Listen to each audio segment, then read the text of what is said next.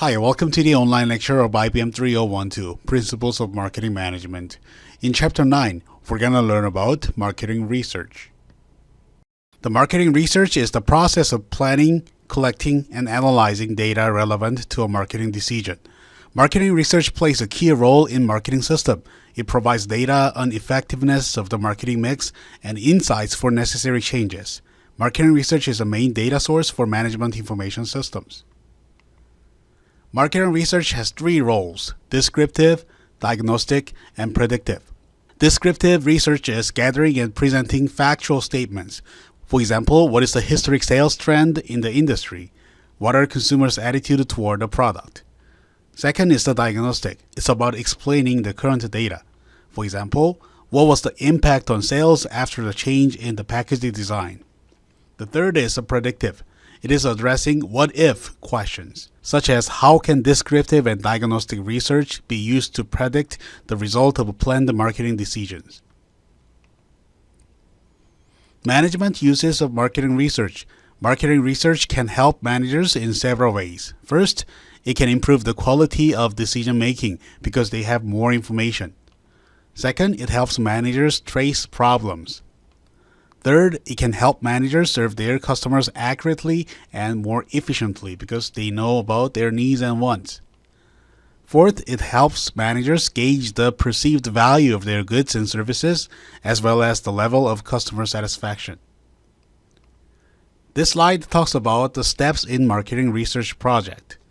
First, the researcher has to define the problem. Second, plan design and plan collecting the primary data.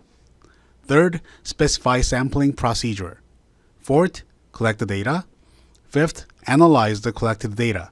Sixth, prepare and present a report based on the result from the data analysis. Seventh, the follow-up. Marketing research project. Virtually all firms that have adopted the marketing concept engaged in some marketing research because it offers decision makers many benefits. Some companies spend millions on marketing research. Others, particularly smaller firms, conduct informal and limited-scale research studies. Let's talk about some definitions in this slide. First, the marketing research problem is for determining what information is needed and how that information can be obtained effectively and efficiently. Second, marketing research objective. The specific information needed to solve the marketing research problem. The objective should be to provide insightful decision-making information. And third, management decision problem. It is a broad-based problem that uses the marketing research in order for managers to take proper actions. Let's talk about the types of data. The first is the secondary data. It is the data previously collected for any purpose other than the one at hand. So in other words, it is collected by other people or organization. On the other hand, the primary data is the data that is being collected by the researcher, the information that is collected for the first time, used for solving the particular problem under investigation. There are many different sources of the secondary data. First, internal corporate information. Second, government agencies such as U.S. Census. Third, trade and industry associations. Fourth, business periodicals. And the last, news media. There are many advantages for secondary data. First, it can save tons of time and money if the data is on target. It also aids in determining direction for primary data collection. It pinpoints the kinds of people to approach, and it serves as the basis of comparison for other data. But the problem is, it may not give adequate detailed information about what you're looking for. Second, it may not be on target with the research problem, and quality and accuracy of data may pose a problem. We are lucky since our U.S. Census is very accurate in timely manner, but if you want to use some census data in Latin America, the data can be like 15 years old or older. So in that case, quality and accuracy of the data may pose a problem. The new age of secondary information is the Internet. Because the rapid development of the Internet has eliminated much of the drudgery associated with the collection of the secondary data. Research design specifies which research question must be answered, how and when the data will be gathered, and how the data will be analyzed. Let's talk about the primary data's pros and cons. The main advantage of the primary data is that they will answer a specific research question that secondary data cannot answer. Primary data are current and the source of data is known. Moreover, the information is proprietary, so that the secrecy can be maintained because the researcher is the one who's collecting and managing the data itself. But the problem is, the cost of primary data may range from a few $1,000s for a limited survey to several million for a nationwide study, so it is very, very expensive. To save money, firms may cut back on the number of interviews, use internet studies instead, or use piggyback studies by gathering data on 2 different projects using 1 questionnaire. But the disadvantages are usually offset the advantage of the primary data. Survey research is the most popular technique for gathering primary data, in which a researcher interacts with the people to obtain facts, opinions, and attitudes.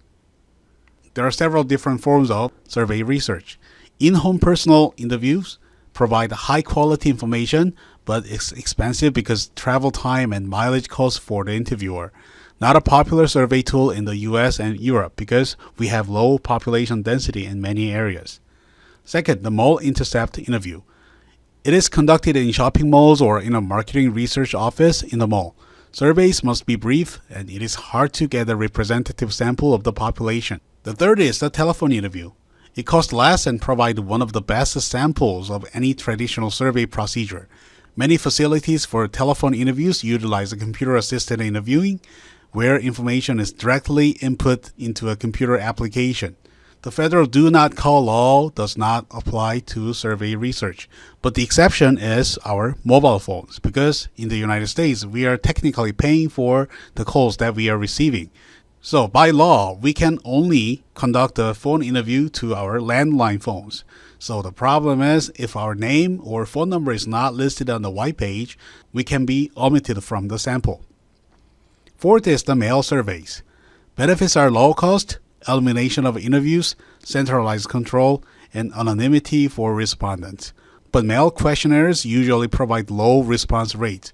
Consequently, the resulting sample may not represent the surveyed population, but mail panels, consisting of a sample of a household recruited to participate for a given period, yield response rate about 70%.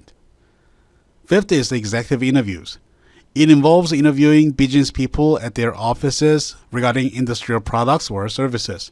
This type of interviewing is expensive due to the process of finding, qualifying, and interviewing respondents. The last is a focus group. It's a type of personal interviewing characterized by 7 to 10 people gathered in a meeting place. The interaction provides group dynamics with an interplay of responses, yielding richer information than individual interviews. Let's talk about the questionnaire design. The questionnaire must be clear and concise, and there shouldn't be ambiguous languages. The researcher must avoid using the leading questions, and they have to avoid 2 questions in 1 question. There are different types of questionnaire designs. First is the open-ended. It's the question that encourages an answer phrased in respondents' own words. For example, what did you like the most about our product? And the respondents just freely talk about what you liked about the product. Second is the closed-ended questions. Questions that ask the respondents to make a selection, such as, I would recommend this product to my family and friends, and you can answer either yes or no. And third type is the scaled response questions. It is a type of closed-ended question, and it is for measuring the intensity of the answer. For example, how satisfied are you about our product? And there are usually odd-numbered answers from 1 to 5 or 1 to 7. And usually the first one, the 1 is most satisfied, and the 5 or the 7 is not satisfied. Next topic is the observation research. It depends on watching what people do. It may be conducted by human observers or machines. For example, there are 4 different situations. First is a people watching people. And observers stationed in the supermarket, and watch customers select frozen Mexican dinners, and the purpose is to see how much comparison shopping people do at the point of purchase. Second, people watching phenomena. Observers stationed at an intersection and count traffic moving in various directions. Third, machines watching people. Movie or videotape cameras record behavior as in the people watching people example above. The last is a machine watching phenomena. For example, traffic counting machines are monitoring the traffic flow. Experiments are used by researchers to gather primary data. Experiments variables are prices. For example, if we are giving two different prices and monitor people's responses. Package design, shelf space, advertising themes, and advertising expenditures. Next topic is very, very important. It is the sampling. Sample is a subset from a larger population that can represent the trait or the characteristics of the entire population. Once the researcher decides how to collect the primary data, the next step is to select the sampling procedures being used. Not all possible users of a new product can be interviewed, therefore a firm must select a sample or subset of the larger population. The population or universe must first be defined. Then it is determined if the sample must be representative of the population. If the answer is yes, a probability sample is needed. The probability samples include the simple random sample, stratified sample, cluster sample, and systematic sample. For the simple random sample, every member of the population has a known and equal chance of selection using a random number generator or random table. Second is the stratified sample. The population is divided into mutually exclusive groups such as gender or age group, then random samples are drawn from each group. Third is the cluster sample. The population is divided into mutually exclusive groups such as geographic areas or age or gender, then a random sample of cluster is selected. Systematic sample is being used when a list of a population is obtained, and the researcher is selecting every 10th person or 100th person. The beginning number is randomly chosen within the skip interval. If the beginning number is 8, then the skip pattern would be 8, 18, 28, and so on, if the gap is 10. For the non-probability sample, first is the convenience sample. The researchers select the easiest population members from which to obtain information. For example, if I collect the data from entire class of IBM3012, then it is the convenience sample. Second is the judgment sample. It is the researcher's selection criteria based on personal judgment that the elements chosen will likely give accurate information. Third is the quota sample. The researcher finds a prescribed number of people in several categories. For example, owners of large dogs versus owners of small dogs. Respondents are not selected on probability sampling criteria. The last one is a snowball sample. Additional respondents are selected on the basis of referrals from the initial respondents. This method is used when a desired type of respondents is hard to find. For example, person who have taken the round-the-world cruise in last 3 years. So this technique employs the old adage, the bird of the feather flocks together. So long story short, it is finding a small amount of people and let those people introduce you for the research participation. Long story short, the probability sample is the sample in which every element in the population has a known statistical likelihood of being selected. And the random sample is a sample arranged so that every element of the population has an equal chance of being selected. Non-probability sample is any sample in which little or no attempt is made to get a representative cross-section of the population. And the convenience sample is a form of non-probability sample using respondents who are convenient or readily accessible to the researcher. Whenever a sample is used in marketing research, major types of errors may occur: measurement error and sampling error. Measurement error is the error when there is a difference between the information desired and the information provided by the process. Sampling error is the error when a sample somehow does not represent the target population. Frame error arises if the sample drawn from a population differs from the target population. Random error occurs when the selected sample is an imperfect representation of the overall population. After the data is collected, the next step is to analyze data. The purpose of data analysis is to interpret and draw conclusions from the collected data. Data is organized by one-way frequency counts, cross-tabulations, and more sophisticated statistical analysis. One-way frequency table record the respondents to a question. They provide a general picture of the study's result. And the cross-tabulation looks at the association between certain responses, such as association between gender and product choice. After data analysis is completed, the report is prepared and conclusions and recommendations are communicated to the management. The report should be tailored to the audience, beginning with the statement of research objectives, followed by the brief explanation of the research design. A summary of major finding is next, followed by a conclusion with recommendations. So the report should be a concise statement of the research objectives, and there must be explanation of the research design, summary of the major findings, conclusions with recommendations. In the United States, 245 million people, which is 78% of the population, are online, spanning every ethnic, socioeconomic, and educational divide. Non-adopters of the internet tend to be older, low-income consumers who do not tend to be the target market for many goods and services. So, more than 90% of America's marketing research companies conduct some form of online research.